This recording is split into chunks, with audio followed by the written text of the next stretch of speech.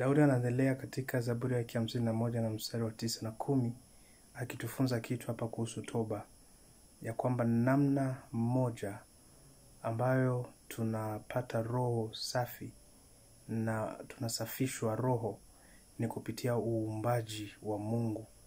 Kwa hivyo ni Mungu pekee ndiye anao uwezo wa kufuta na kusafisha mioyo ya mwanadamu. Nguvu zetu haziwezi zikatupa mioyo mpya, kazi zetu haziwezi zikatusafisha kabisa.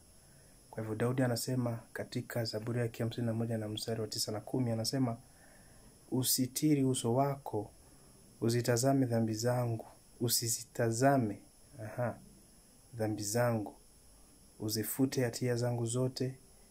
Ee Mungu, uniumbie moyo safi, uifanye upya roho iliyotulia ndani yangu. Kwa hivyo Daudi anatambua kwamba Mungu pekee ndiye ana uwezo wa kuumba moyo